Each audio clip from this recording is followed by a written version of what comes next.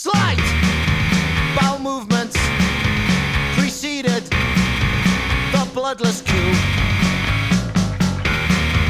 Though no one must know it, I am at fault.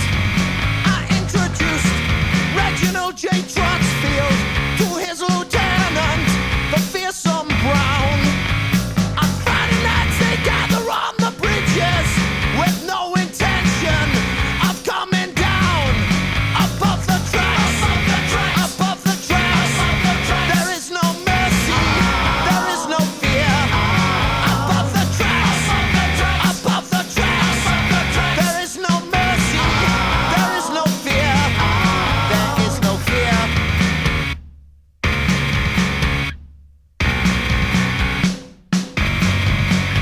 Still, the train will